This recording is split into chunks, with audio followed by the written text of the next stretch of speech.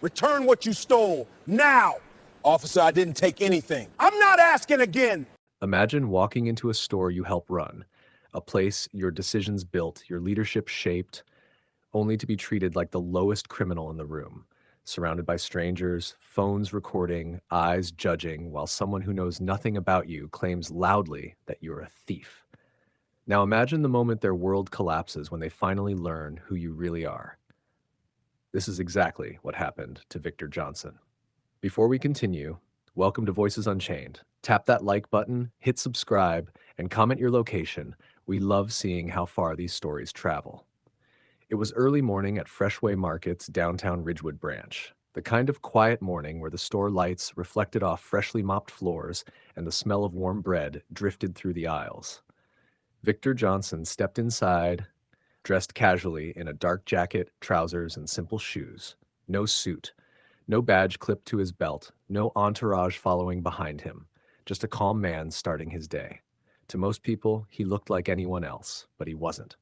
Victor was the regional manager of Freshway Retail Group, overseeing 12 stores across Ridgewood City, stores whose profits he grew, teams he trained, and communities he supported. Yet Victor preferred mornings like this, quiet, anonymous, unannounced.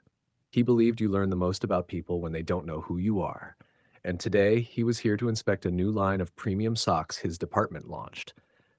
Simple enough, or so he thought. He walked to aisle 8, picked up a pair, and examined the stitching with practiced fingers. He remembered approving the supplier last quarter. He smiled faintly. Good quality, he murmured, but a pair of suspicious eyes were already locked on him. Behind the counter stood Kara Mitchell, a woman who believed her uniform made her the guardian of the entire store. She watched Victor with narrowed eyes, whispering to her coworker Melissa, "Keep an eye on that guy. He's been standing there way too long." Melissa frowned. He looks like he's just shopping. But Kara had already decided. In her mind, Victor wasn't a customer. He was a threat. She stormed out from behind the register, quick, sharp steps echoing across the aisles. "Sir," she barked, arms crossed, chin high, "if you're not planning to buy anything, stop touching the merchandise." Victor blinked. "I'm just looking at it." "I saw you put something in your pocket," she snapped, louder this time.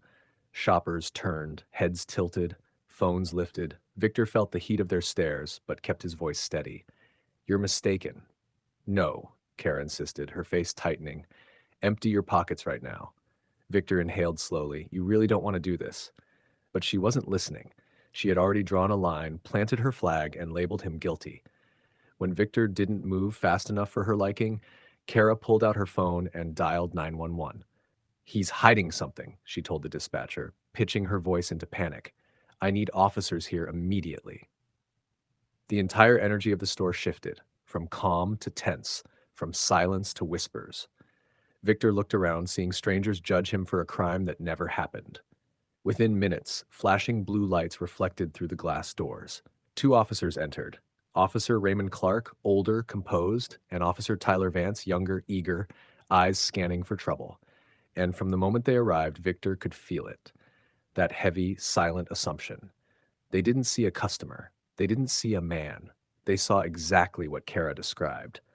They carried themselves like the case was already closed. Kara rushed toward them, pointing dramatically. "That's him! He stuffed something in his hoodie." Victor stood still, one pair of socks still in his hand. Officer Clark approached first. "Sir, we received a report of possible shoplifting. Do you mind showing us what's in your pockets?" Victor sighed. "Sure. I have nothing to hide." He emptied his pockets. Keys, phone, wallet, nothing else. But Kara wasn't giving up. "He must have dropped it. I know he stole something." The younger officer stepped closer, tension rising in his voice. "Turn around, sir." Victor met his stare calmly. "Why? You already checked me." "Just do it," Vance snapped, sharper than necessary. His tone wasn't about procedure. It was about power. It was about assumption. It was about race.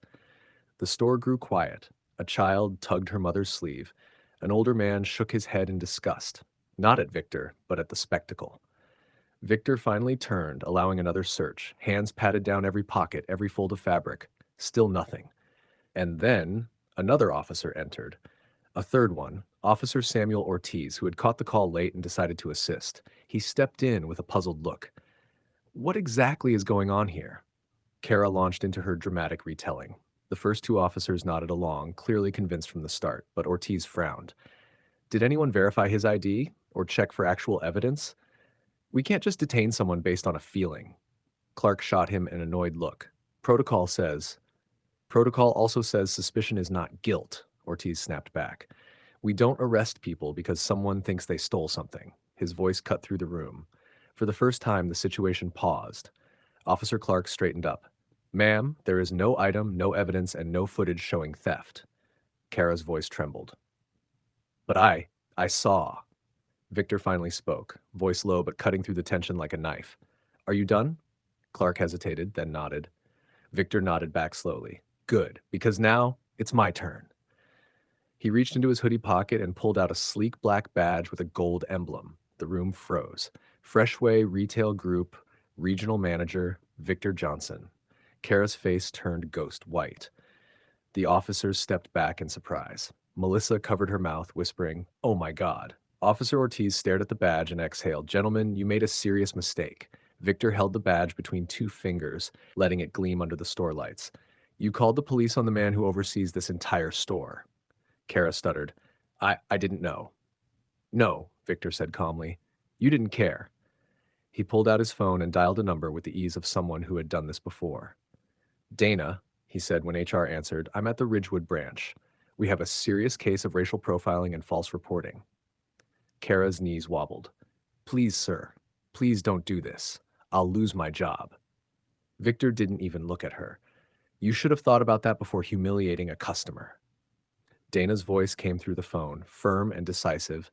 She's suspended, effective immediately, and if the report checks out, termination and permanent industry blacklisting will follow. Kara collapsed against the counter, tears spilling faster. This was no longer a warning. This was career-ending. Customer murmurs filled the room, some shaking their heads, others clapping softly. But the consequences weren't over. Officer Ortiz stepped forward. Mr. Johnson, I apologize, and I'll be filing a report. Both officers failed protocol and acted on bias. Clark and Vance stiffened. Within moments, dispatch radioed back. They were to be suspended pending investigation. The younger officer's face dropped. The older one swallowed hard. Kara leaned against the counter, voice breaking. It wasn't, I didn't mean. Victor finally turned toward her. It's not about what you meant, it's about what you did. He placed the socks, still neatly folded, on the counter. Charge this to my account, he told Melissa gently. I don't take anything I didn't earn. Then he walked toward the exit, every step echoing across the silent store. At the door, he paused, just once. Without looking back, he said, maybe next time you'll see people for who they are, not what you assume they are. And with that, Victor stepped outside into the daylight, calm, dignified, unbothered, leaving behind a cashier who would soon be fired and blacklisted from every major retail firm, 2 officers facing suspension and investigation, and an entire store full of witnesses who would never forget what they saw. Prejudice has a price. Arrogance has consequences. Respect costs nothing, but a lack of it can cost you everything. If this story resonated with you, hit that like button, share it with someone who needs to hear it, and drop your location in the comments. And don't forget, Voices Unchained brings new powerful stories every week. Subscribe so you never miss one.